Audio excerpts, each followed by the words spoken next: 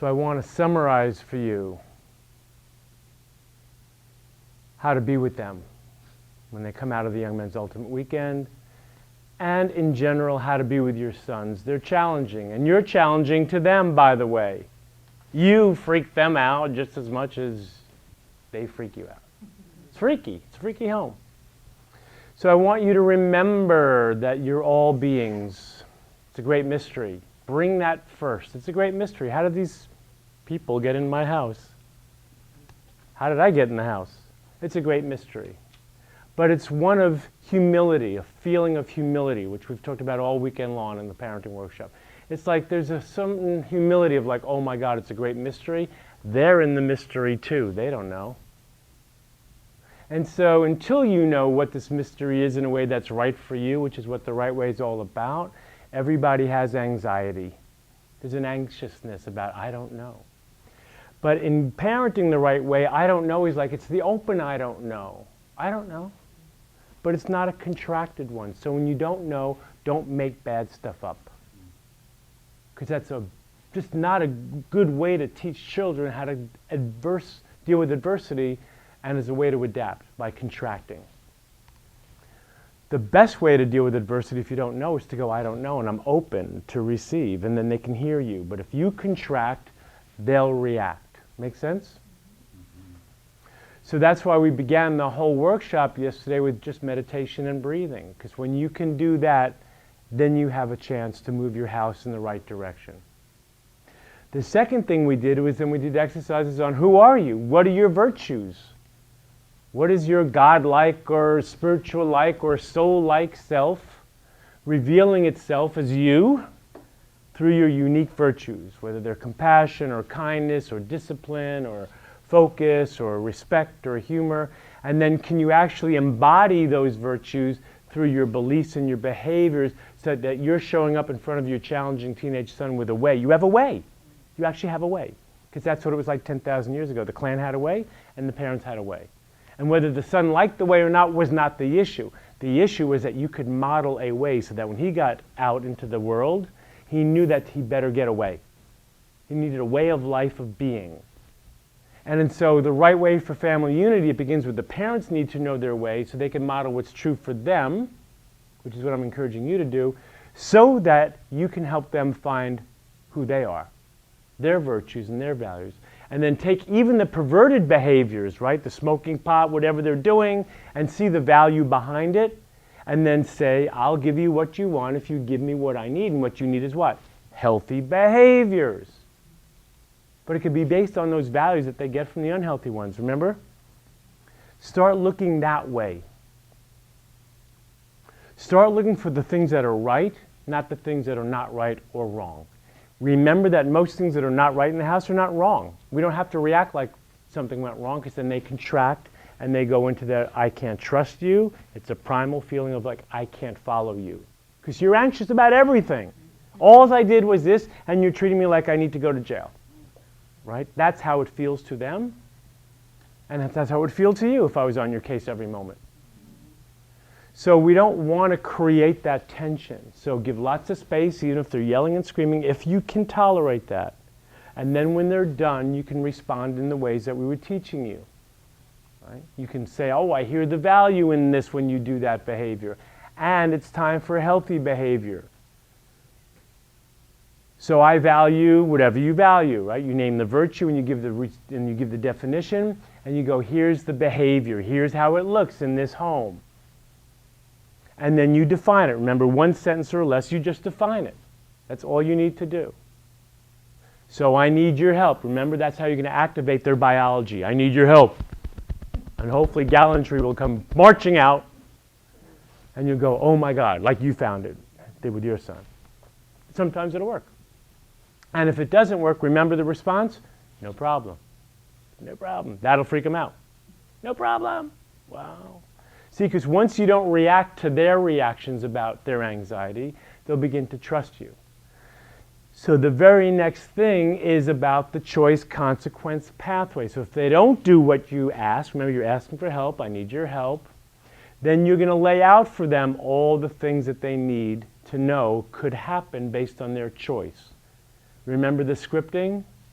In life, there's consequences to even every thought you have. Everything you think, say, or do will have something come back to you. I didn't make that up. It seems to be part of creation, and we're all responsible, in a sense, to be humbled by that and abide by that. So this is not a punishment. So should you not take out the garbage, it's not a problem.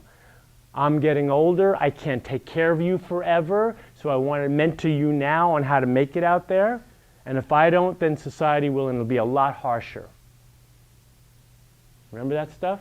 You can even say, if you're on a roll, I'm getting older, I can't do this anymore, where I take care of you. I'm happy to show you the virtue of generosity and give you money for the cell phone and the iPhone and the phone and the shoe phone and whatever else there is. And I don't feel like displaying that virtue of generosity when you can't give me what I need, because I can't do everything anymore. I work hard every day, I need your help. So should you not be choosing to take out the garbage?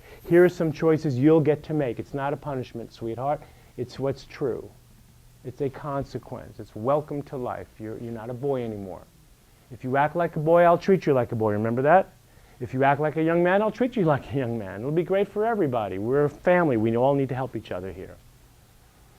So then you lay out the consequences that you've prepared.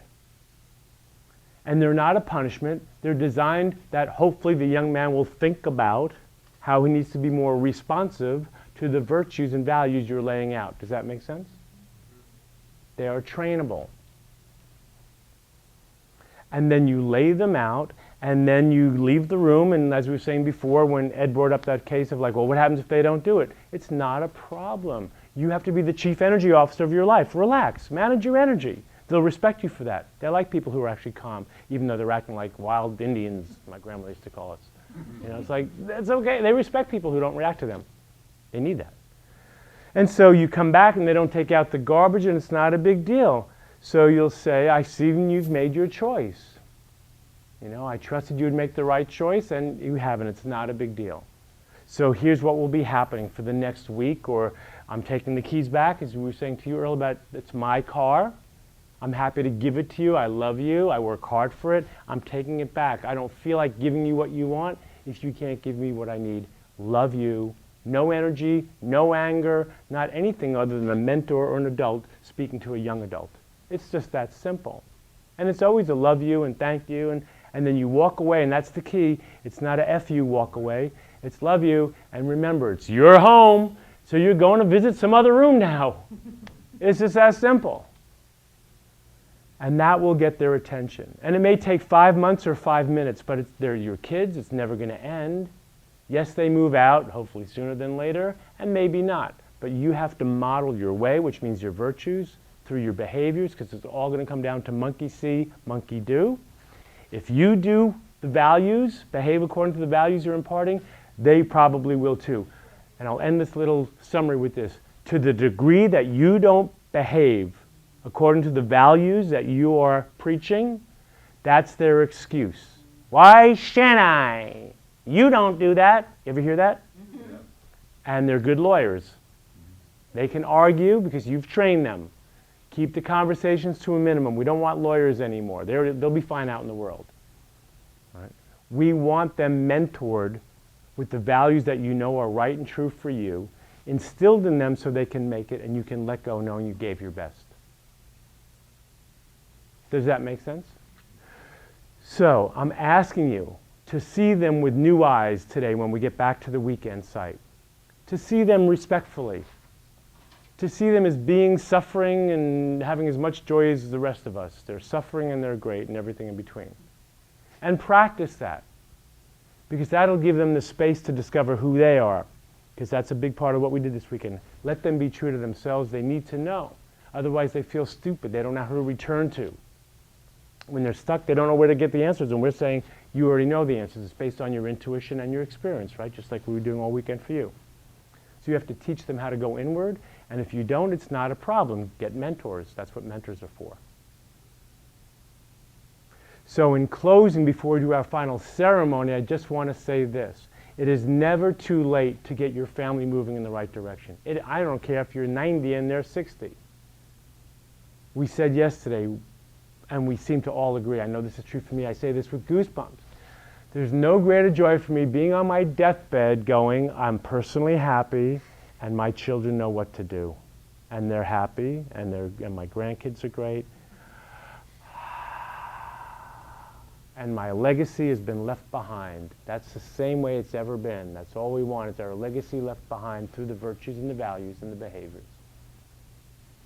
Does that feel right for some of you, most of you? So let's work towards what our obligation is as adults. They're the clan, we're the clan. Let's pass it on in a way that they can understand.